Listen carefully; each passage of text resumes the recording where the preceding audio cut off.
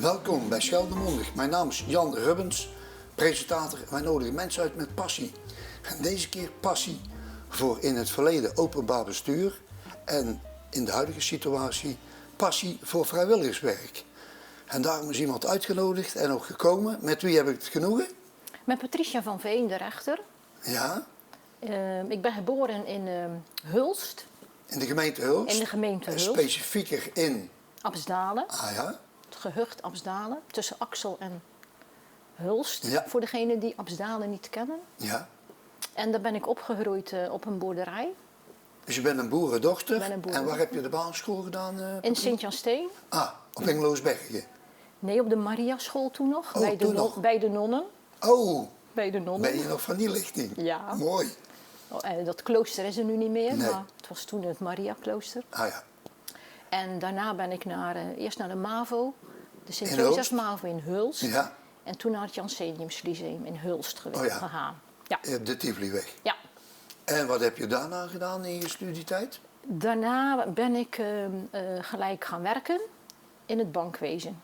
Oh, dus je bent eigenlijk een financieel expert in het bankwezen Ja. in Zeeland of in buiten Ja, Zeeland? nee, altijd in Zeeland. Oh ja.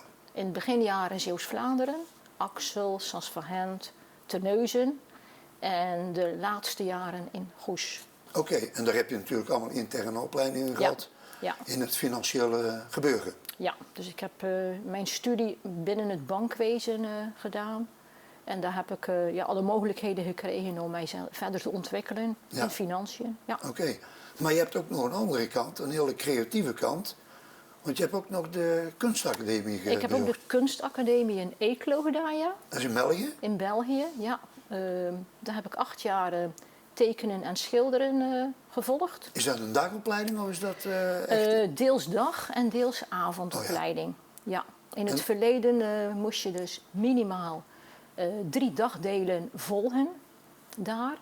Dus dan ging ik op woensdagavond, op vrijdagavond en op zaterdagmorgen ging ik daar op les. En 8 jaar lang? Ja. En dan heb je daar op een gegeven moment, ben je daar afgestudeerd? Ja. En wat voor afstudeeropdracht had je? Kun je dat nog herinneren? Ik heb gemengde technieken gedaan. Dus dat is eigenlijk tekenen, schilderen. En dan in het schilderij wat je dan maakt gebruik je verschillende technieken. Dus de ene keer olieverf, de andere keer acryl, inkt. Heel veel met krijt. Oh ja. Dat was heel leuk. Ja. Maar het was wel, moet ik zeggen, ik werkte fulltime. Dus 40 uur per week? 40 uur per week.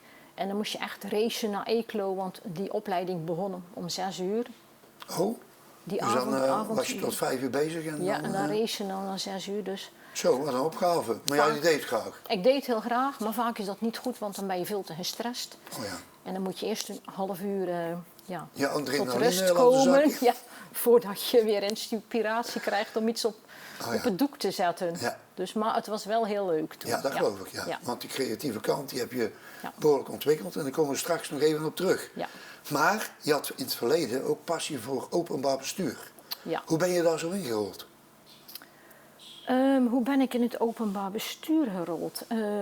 Eens kijken hoe dat is tot stand gekomen. Ik had een oom, Maurice Weemaas. De oudere mensen onder ons die zullen hem wel kennen, uit Westdorpen. Die heeft heel lang in het raadslid geweest in de gemeente Sasverhent. Ah, En die heeft mij eigenlijk op het spoor gezet op het van... spoor gezet om in zijn voetsporen te treden en ook het openbaar bestuur in te gaan. En wat was je eerste openbare bestuursfunctie dan? Ik ben eerst begonnen, volgens mij, toen was het nog de gemeente Sasvergent. De oude Als raadslid? Nee, dan was ik geen raadslid, maar dan was ik eigenlijk, hoe heet dat, volger. Oh, partijvolger. Ja, partijvolger. Ja. Dus jij adviseerde de lijsttrekker en Ja. allerlei andere mensen. Ja. En dat deed je al veel administratief werk waarschijnlijk. Ja, dat soort dingen. En ook een beetje public relations en zo. Ja, En ja. mensen een beetje begeleiden, toch? Ja, ook dat. Ja. Ja.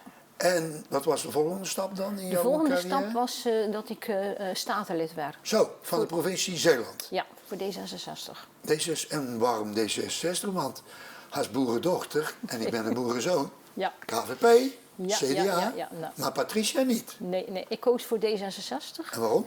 Waarom? Omdat D66, Democraten 66, bij die partij, en dat geldt nog steeds, kan je gewoon zijn wie je bent. Ah. En Hans van Mierlo, was dat je inspirator? Ja, die heeft mij toen geïnspireerd om lid te worden. Ja, om inderdaad... En hoe lang ben je dan statenlid geweest? Ik ben 3 periodes statenlid. Dus 3 keer 4 jaar? 12 jaar. Ja. Oh. Niet aan één gesloten. Nee. Want tussen de ik ben 2 periodes achter elkaar statenlid geweest. En dan ben ik nog een periode raadslid in Terneuzen geweest. En toen ook voor weer D66? Ja, altijd voor D66. En toen weer 4 jaar? En toen nog een keer 4 jaar statenlid. Oké. En wat voor openbare bestuursfuncties heb je nog meer gedaan? Want... Ik heb bij het waterschap Zeeuws-Vlaanderen ben ik ook nog bestuurslid geweest. Dus maar hoe word je dan gekozen of benoemd? Of... Nee, dat was toen had het waterschap nog geen partijen. Nee. Dus dan werd je gewoon, dan kon je dus aanmelden op persoonlijke titel. Zo. Kwam je gewoon op die lijst staan. Dat was als gewone burger. Ah ja.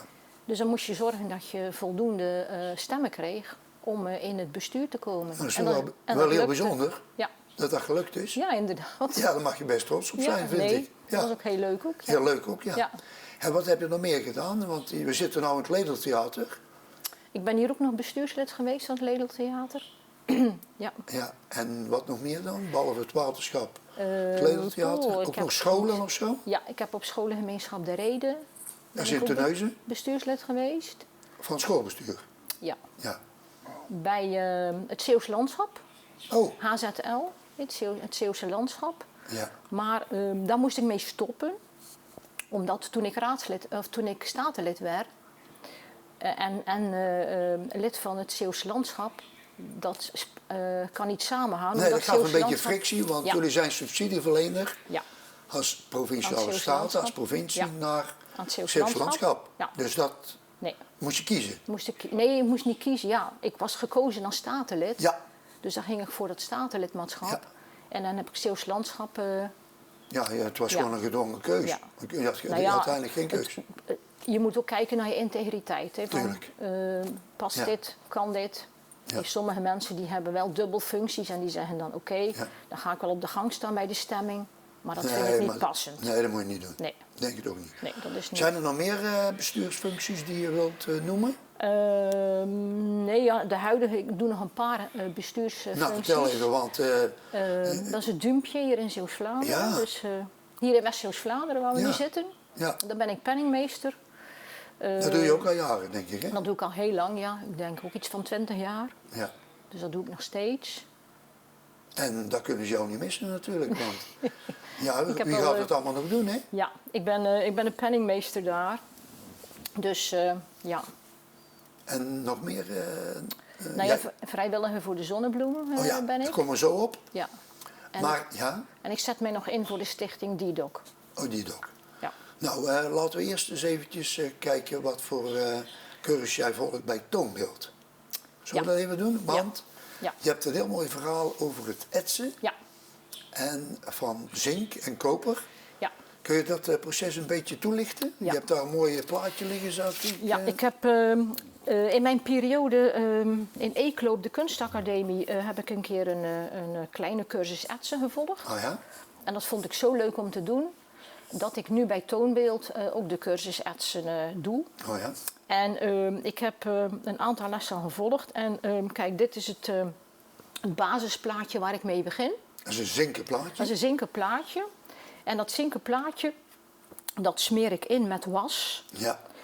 En die was, die droogt dan. Die laat je even drogen. Dat kan op verschillende manieren. Dat kan met een vlam, Dan kan je een vlammetje maar ook eronder met een houden. föhn, hè, begrijp Ja, ik. Hè? of met de föhn. Dus dan verdampt de vloeistof. Ja, die wordt en dan hard. wordt het hard. Ja. En dan krijg je een laagje met was. Ja, dan krijg je dus een waslaag. En in die waslaag ga je dan de tekening maken met een etspen. Wat jij wilt. Wat ik wil. Dus dan maak je eigenlijk de was vrij Ja. in de pentekening Ja. van het zinken of koperen plaatje. Klopt, ja. En dan, En dan, kijk, dan krijg je, ik weet niet of de kijker het kan zien, maar dan krijg je deze een beetje basis. hoger denk ik. Deze basistekening, die komt er dan uit. Oh ja. Die staat dan op het plaatje. Ja, En dan gaat dit plaatje, dat gaat in salpeterzuur. verdund salpeterzuur. Verdund salpeterzuur. Dat tast die vrijgekomen Ja. tekening aan. Die lijntjes die vreten in. Vreten in, dus dan krijg je Ja. geultjes. Krijg je geultjes. Ja. En die geultjes die smeer ik dan in met inkt. Dus eerst de was er helemaal af zeker? Nee. Nee, hè? Nee, inkt. Maar alleen maar in de geultjes Ja, komen. ja. Nou die waslaag gaat eraf door het salpeterzuur. Ja. Dan gaat die waslaag eraf. Dus dan heb je eigenlijk weer het blanco plaatje met de groefjes erin. Die groefjes die smeer ik dan in met inkt. En dan het overtollige inkt haal ik eraf. En in het verleden deed ik dat met telefoonboekpapier. Oh, dat is natuurlijk dun Dat is papier. heel dun papier.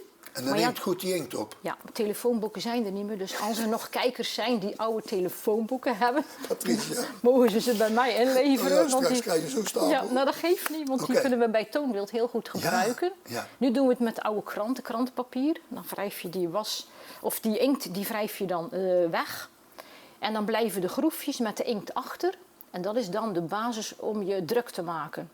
Dan doe je het in een drukpers. Ja, en dan daar komen de tekeningen. Kijk, dan is dit is dan de eerste druk. Dat is dan de hoger, basisdruk. alsjeblieft. Dit Ja. is dan de basisdruk. Ja. En dan daarna ga ik het plaatje nog een keer bewerken. Weer met was, maar die wordt dan ingebrand. En dan krijg ik dus, deze. Oh ja. Ja. Dan kan je dus zien dat hier, dit is allemaal ingebrand verder. Ja. Dus dat is eigenlijk de echte etsdruk.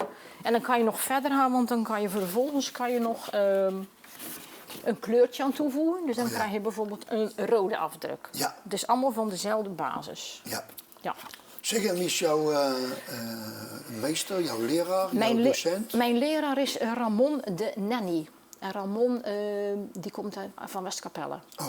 En, dat En is, jullie kunnen nog best cursisten gebruiken, en begrijp wij ik? kunnen nog cursisten gebruiken, ja, want we willen in september willen we weer de vervolgcursus gaan geven. En Oh ja. dan hebben we wel mogen er wat meer leerlingen Ja. komen. Ja. Helemaal mooi. Ja. Zeg, en dan hebben we nog iets. Dat is dit mooie collage, noem ik het maar. Mhm. Als je het even erbij kunt nemen, want tijdens coronatijd ben jij aan de slag gegaan. Ja, ik heb tijdens het eerste jaar van corona, dus dat was 2020, was ik nog werkzaam bij ABN AMRO. En toen moest ik dus alleen thuiswerken, achter de laptop. En dat is echt heel saai. En toen kwam ik op het idee om zo'n moodboard te maken. En moed wil zeggen, je gemoed. Ja, inspiratie. Een bord waar ik inspiratie van krijg om die vervelende periode doorheen te komen. Oh ja. Dus Maar misschien kun je het toch even erbij nemen voor de kijkers, Dus- want dan gaan we eventjes dus toen puntje heb voor puntje. Ik zie daar linksboven een uil. Hier zie ik ook een uil, ik zie daar uilen. Waarom een uil?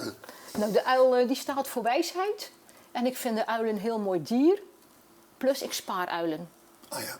Dus ik spaar Dus een, uilen in deze vorm, schilderijen. Ja, heel bijzonder, want ik heb bij jou een voorgesprek gehad.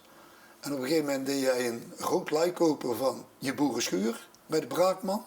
En er stond ook een hele grote uil. Ja, En daar had je een heel mooi verhaal bij van mensen die dan, toeristen die voorbij rijden met de fiets. Ja. En denken, oh, is dat een echte? Stappen af, foto. ja. Ja, zo werkt dat, hè? Ja, ja. Leuk. Ja, ja, ja. En daaronder Ja. zie ik een palet met allerlei kleuren.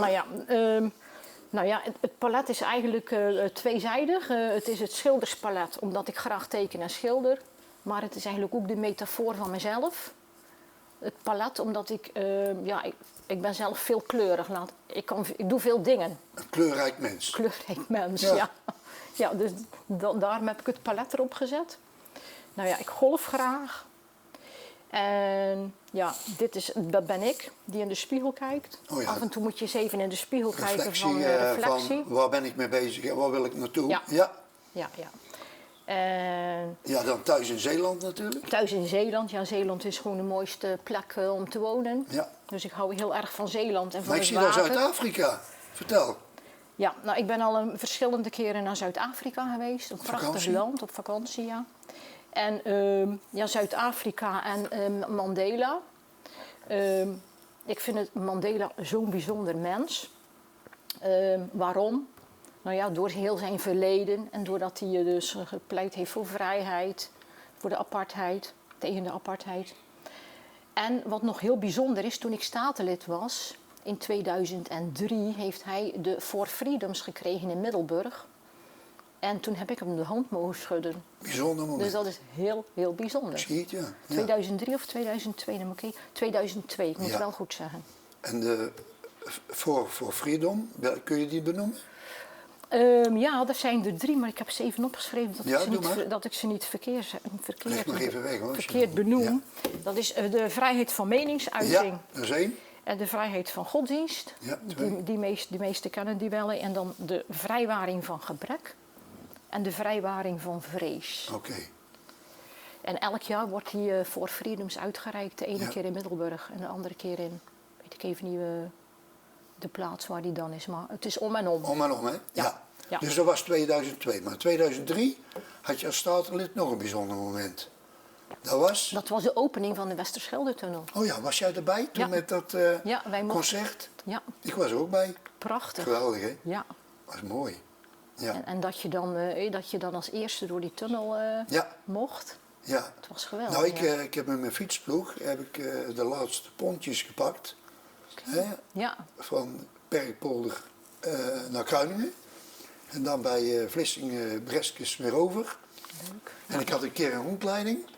En stak een meneer, die stak zijn hand op. Ik zeg, ja, waarom bent u nou zo met uw hand omhoog? Hij zei, nou zit je, ik heb nog gefietst met mijn vrouw. En toen lagen we s'nachts op bed. Hij zei, we horen niet thuis hier op bed. En toen zijn we als eerste door de tunnel gegaan. Ja. Bijzonder, hè? Ja. Maart 2003. Klopt. Ja. Ja. Maar je hebt nog een heel grote passie voor vrijwilligerswerk. Want je probeert ook de dopjes van plastic flesjes in te zamelen. Ja. Ja. Vertel. Voor de stichting DDoC.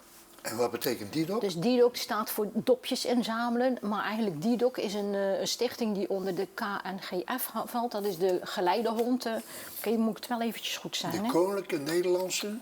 Ja, de KNGF, Koninklijke Nederlandse Geleidehond. Maar weet ik even niet meer. Federatie of zo? Ja. Zoiets.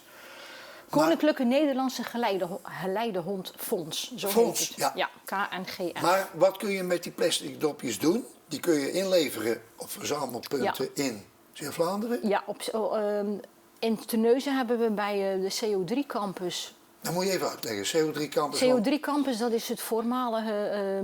Biobase? Biobase. Daar hebben we een nieuw inzamelpunt voor de dopjes geopend. Dus iedereen die plastic dopjes heeft en die weet waar ze naartoe moet brengen, die kunnen ze daar deponeren. Ja. Maar misschien ook een oproep aan iedereen die kijkt. Willen jullie de plastic dopjes van flessen, van potten, dopjes van tandpasta, van shampoo. Al die plastic dopjes, die mag je verzamelen. En die zijn dan voor de stichting DDoC.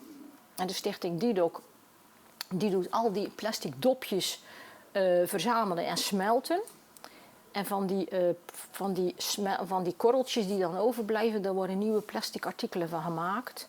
En die opbrengst, die gebruiken ze voor het opleiden van puppies. En wat kost een opleiding van een puppy? Het eerste jaar om een pup op te leiden kost €10.000. Zo. En dan begint het pas, want dan moet het... Dat is het eerste jaar. Ik heb een keer met iemand uit Oostburg in mijn eentje op pad gemaakt. Ja. En dan moet dat hondje, dat moet dan gekoppeld worden aan iemand met een bepaald karakter. Klopt, dat moet matchen. Ja. En dat kost ook veel geld, hè? Ik heb gelezen dat het hele traject van zo'n hond opleiden tot bij het baasje €40.000 kost. Ja. Ja, en dat is gewoon hard noodzakelijk, want een blinde kan niet zonder een blinde geleidehond. Nee. Want, dus het is eigenlijk een hele kleine moeite om die dopjes te verzamelen. Ja. En je kan er iets heel groots mee doen. Ja. Zeg, nou heb je het over de CO3-business gehad. En daar hebben we elkaar ontmoet. Ja. Want ik ben toen uitgenodigd een keer en toen zijn we naar Heros gegaan. Ja. En vandaar dat jij hier nou zit, want je wil ook mensen heel sterk betrekken die dus bedrijven hebben. Ja. Om die samen te laten werken, ook met de overkant begrijp ik. Ja. Met de CO3-campus business. Ja. En zo probeer je mensen aan elkaar te koppelen die iets voor elkaar kunnen betekenen. Ja. Dus 1 keer in de 14 dagen komen wij samen bij de CO3-campus. En dat is op een dinsdagochtend om 8 uur? Nee, een woensdagochtend om 8 uur. Ja? En dan hebben we een netwerkontbijt. En dan zijn we meestal met ongeveer 15 ondernemers. En dan proberen we elkaar te helpen om elkaar dus klanten te bezorgen. Of de Ja. een heeft een zoekvraag, kijken we of de ander die kan helpen. Dus als er ondernemers zijn die een keer willen ontbijten met ons, Ja. kunnen ze contact met mij opnemen. Dus Helemaal goed. ze zijn welkom. Ja, en dat was een heel interessant Ja. gebeuren bij Eros. Want Ja. over duurzaam ondernemen en Ja. noem maar op. Recyclen. Ja. Ja. Ik denk dat we alles gehad hebben behalve de zonnebloem. Klopt dat een beetje? Ja, dat klopt. Ja, want ik ben ook nog vrijwilliger bij de Zonnebloem. Ja. En wat houdt dat in? Dat houdt in dat ik meega als vrijwilliger op de Zonnebloemboot. En dan ben ik algemeen vrijwilliger. Ja. En daar begeleid ik de gasten op het schip. Oh ja. Met de uitjes die we op de wal brengen. Ja. En ik help in het restaurant mee met de bediening. Oh ja. Of ik sta achter de bar. Ja. In ieder geval, het is een hele dag, een hele week ga ik dan mee. En dat is Ja. een hele week En vrijwilligerswerk. dat is een reisje over de Rijn, hè? Begrijp Dat is een ik, hè? reisje over de Rijn. Zullen we even naar het filmpje kijken? Ja, ja, Oké, ja. dan komt die. Er kunnen 50 gasten mee Ja, en 50 vrijwilligers. En dan is er nog de bemanning. Ja. Dat is ook denk ik 12. en dat is dan een week lang, hè? Dat is een week lang. Op maandag vertrekken we in Arnhem. En dan afhankelijk van de waterstand, hoog, laag, welke kant we opvaren. Maar op de site van de Zonnebloem kun je kijken welke Ja. reizen er gepland staan. En meestal varen we tot Koblenz Oh ja, en terug. en terug. Mooi. Ja. Die Ja. mensen genieten toch wel? Het is heel dankbaar werk. Ja. Maar nou even de oproep, want Ja, je zoekt mensen. Ja. Welke week is het? Weet je dat uit je hoofd? Er zijn nog verschillende weken Oh. dit jaar waar we vrijwilligers nodig hebben. En dat gaat met name om verpleegkundigen en verzorgenden. Want er is op dit moment heel veel gebrek aan. Ja. En dat heeft natuurlijk te maken met de coronaperiode. De verpleegkundigen en de verzorgenden die zijn hebben het behoorlijk heel belast. druk en belast. Dus om dan nog een keer een week verlof op te nemen om met de Zonnebloem mee te Ja. gaan, dat is gewoon lastig. Ja, en wat is de maximale leeftijd? Er is geen maximale Oh. leeftijd aan verbonden. Dus als er verzorgenden of verpleegkundigen zijn die met pensioen zijn of die gestopt zijn en die graag een keer een week mee willen, die kunnen ook contact opnemen met mij en dan kan ik ze aangeven welke weken we nog mensen nodig hebben. Helemaal goed. Ja. Ik denk dat we alles gehad hebben. Ik denk het ook, ja. Nou, mag ik dan jou hartelijk danken voor jouw komst Oké. en voor jouw toelichting. Dankjewel. En succes met, zeker met het kunstgebeuren. Dankjewel. En ik hoop dat je veel cursisten kunt krijgen. Veel mensen die dopjes komen Ja. brengen. Veel mensen die met de zonnebloem. Nou, toppie. Dankjewel. Dan ga ik nu de kijkers bedanken. Oké, dankjewel.